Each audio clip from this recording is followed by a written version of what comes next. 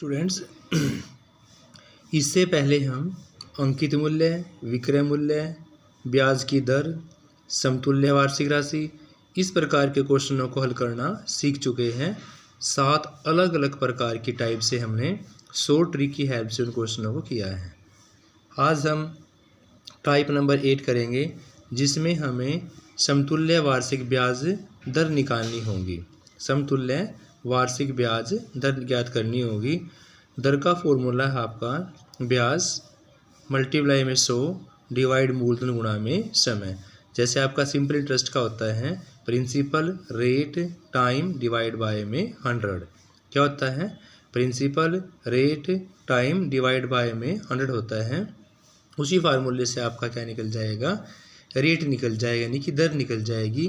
ब्याज की गुणा करनी है आपने 100 से, डिवाइड करना है मूलधन और समय के साथ। देखो एग्जाम्पल आपका 1000 रुपये वाली एक वस्तु है जो नीचे लिखी गई नकदों के अकॉर्डिंग मिल रही है। जो शर्तें है वो दे रखी है आपकी 4, 3/10, 2/20, n/50 और 2/20। तो वार्षिक ब्याज की दर आपको ज्ञात करनी है। देखो स्टूडेंट्स, ऐसे प्रश्नों में अंकित मूल्य का कोई प्रभाव नहीं पड़ता है। जो अंकित मूल्य होता है, जो उस चीज़ पर लिखा जाता है, उसका यहाँ पर कोई प्रभाव नहीं पड़ेगा। इसलिए जब उसका प्रभाव नहीं पड़ेगा तो हमने अंकित मूल्य को मान लेना है 100 रुपये। अब हम 100 रुपये अंकित मूल्य मानकर उसकी दृष्टि से आगे क्वेश्चन को हल करेंगे। इसने कहा कि भी भुगतान 20वें दिन किया जाता है तो 2% बट्टा दे होगा, यानी 20वें दिन का अगर बट्टा निकाल लेंगे कितना परसेंट दे है? वो 2% बट्टा दे है। कैसे? 20वें दिन का निकाल लेंगे तो उसके बाद देखो बट्टे की राशि आपके पास 100 रुपये है और 100 का 2% बट्टा निकालना है। तो फिर क्या करना है? 2% के नाम का 100 और का मतलब मल्टीप्लाई, यानी कि 100 से 100 कैंसिल आउट हो गया। तो कितने रुपये हो गया आपका? 2 रुपये। अब 100 रुपये तो अंकित मूल्य था, बट्टे की राशि आपको 2 दी गई, तो कितना बचा आपके पास? देखो स्टूडेंट्स, फिर आपके पास बचा फिर भुगतान की राशि 100 में से 2 गया 98 रुपये। इसने कहा 20 दिन भुगतान का अर्थ है मूलधन जब आपका 98 हो गया, भुगतान राशि कितनी आपके पास है? 98 रुपये होगी, और ब्याज कितने रुपये हो गया आपका? 2 रुपये। अब समय देखो निकालना है। क्या पे लिखा है उसने? समय जो आपका होगा कितना होगा? वो आपको वार्षिक ब्याज की दर से निकालना है। और यहाँ पर 20 दिन के 20 दिन का क्या रुपये था आपका? 2 रुपये। भुगतान कब किया गया था? 20वें दिन किया गया था। तो राशि आपके बचेगी पूरे 1 महीने की, यानी कि 30 दिन की। और 30 दिन निकालने हैं आपको, तो कैसे करोगे? उसको समय में चेंज कर लो।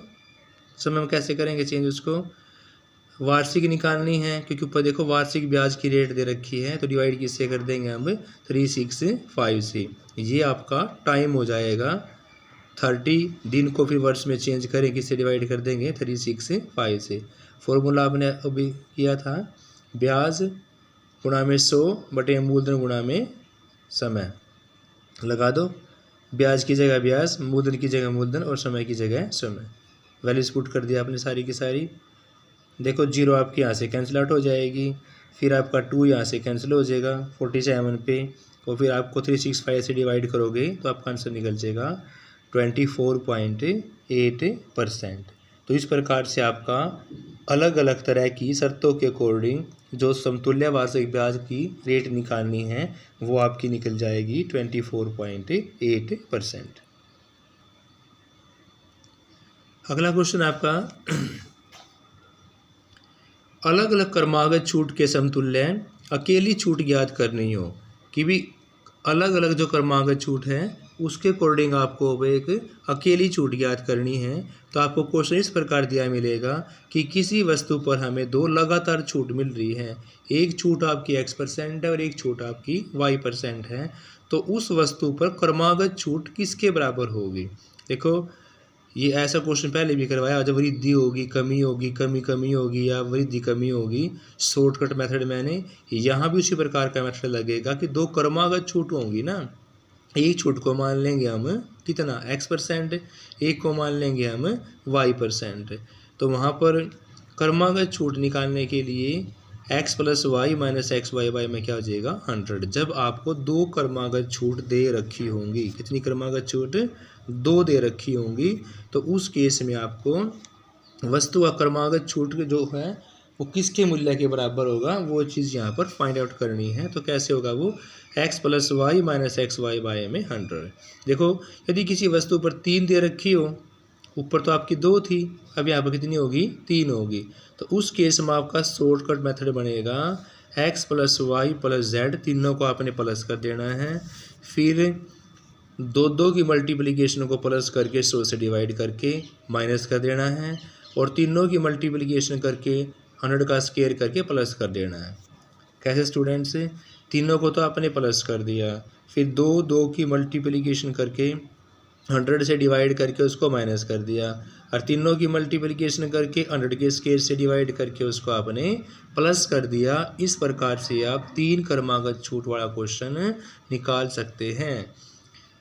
जैसे 3 क्रमागत भट्टे दे रखे आपको 30%, 20% और 5%। क्या निकालना आपको, समतुल्य भट्टा निकालना है।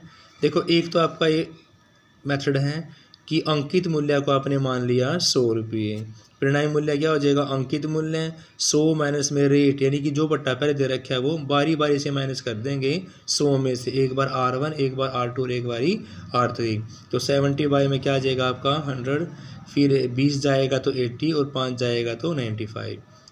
इसको सोल्व करेगा आपका आंसर निकल जाएगा 53.20।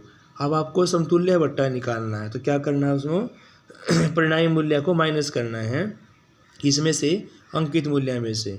समतुल्य भट्टा निकालने के लिए क्या करना है आपको, अंकित मूल्य में से परिणामी मूल्य माइनस करना है। तो कर दो 100 में से 53.20, तो आंसर निकल जाएगा आपका 46.80। या आप इसमें 100 ट्रिक भी लगा सकते हैं। क्या 100 ट्रिक, देखो स्टूडेंट्स, तीनों को आपने प्लस कर दिया, x + y + z, दो की मल्टीप्लिकेशन प्लस करके डिवाइड बाय में 100 कर देंगे, पूरे के आंसर को फिर आप माइनस कर दोगे। तीनों की मल्टीप्लिकेशन करके x y z की 100 का स्क्वायर कर देंगे, जो मैंने अभी आपको ऊपर सिखाई गई। इसको सोल्व करेगा आपका ये आ जाएगा, तीनों को प्लस करोगे 55 आ जाएगा, इसको सोल्व करेंगे तो 30, फिर इस कैल्शियम लेके सोल्व करोगे आप ये आ जाएगा, इसका फर्दर सोल्व करोगे तो आप आंसर निकल जाएगा 46.80। ठीक है स्टूडेंट्स, बाकी क्वेश्चन आपने इस प्रकार से सोल्व करने हैं। देखो